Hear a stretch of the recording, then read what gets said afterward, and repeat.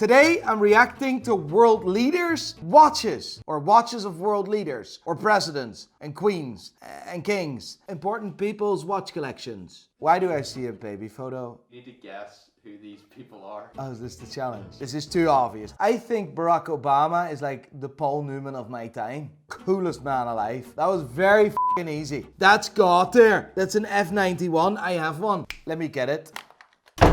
I actually have it in a proper full set. Rolex owners like to have everything as a full set, right? So a full set is papers, it's a hang tag, the box and the inner box and the outer box, and I have a proper full set God tier watch. Yes, we can. I love Barack Obama. I have the coolest thing ever. This is a watch winder. If you don't wear it for a week or a few days, or you have a collection of watches, this keeps the watch moving so you don't have to set it all the time. It is cool. I love it. In this photo, President Barack Hussein Obama wears the Rolex Cialini, named after Benvenuto Cialini. And now all the Italians are commenting, No, you're pronouncing it wrong.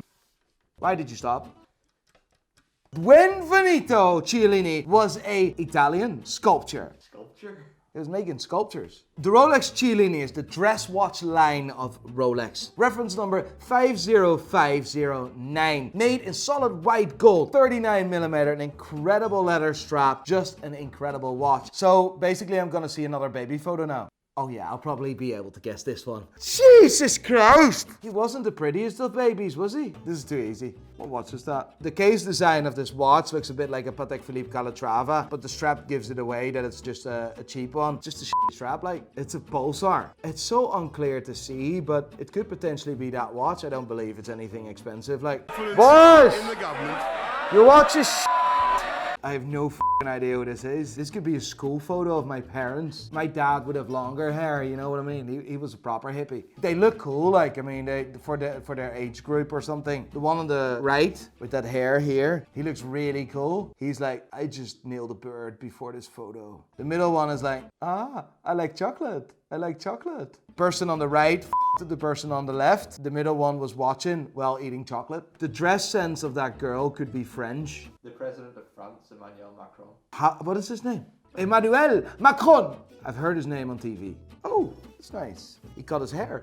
I think Macron or Macron. What is it? Macaroni with cheese. You know what the cool thing is about this Longines? That is the oldest unchanged watch brand logo in the world. This logo was introduced in 1889. Let me do my quick maths. 132 years. How cool is that? That logo, 132 years old. You know what, right? You're the French president of France. Style icon, everything, sell cheese. What else do they do? They make amazing bread. They're the home of Cartier. And then he wears a Cartier ripoff. This is a Longines Dolce Vita. I respect it, don't get me wrong, but you should have been wearing a Cartier tank instead. It's a quartz movement. Pre-owned, you picked it up for about 800 to 1,000 US. This guy, like, it could be anyone. Like, it could be my baby photo when I was blonde though. Is that Joe Biden? Holy f***, mate. I have so much respect for Joe Biden. You know that he ran for president like 3 times? The day before he became a senator, he lost his wife and his kid in a car accident. This guy went through hell and back, never gave up. He still fought for it, and then he became president. Joe loves his watches. This guy was always wearing Omegas. He becomes a president and he wears a Rolex. It says it all about Rolex, a proper presidential status watch. The watch that Joe Biden wears here is the new Rolex Datejust 41, reference number 126300. This Rolex Datejust has a value of $8,700. I absolutely love the Jubilee bracelet. Well done, Joe. I'm not sure what to make out of this photo. He misses a few teeth, like Justin Trudeau. That's IWC, isn't it? What is that thing? Is that Illuminati on his tie? What is this? I got interrupted by a smoke alarm. The moment I said Illuminati, the smoke alarm went. But he's wearing an absolutely cracker of a watch. This is the IWC IW54441. IWC regulator. Really cool to see that. A regulator is a really cool type of complication. You only have one center hand. The top sub-dial on this IWC shows the hours. An absolutely insane IWC Portuguese regulator. Valued between 7 and 8,000 US dollars. Viva la Canada. The Pride and Pinion subreddit is back. Get posting your memes. Link in the description.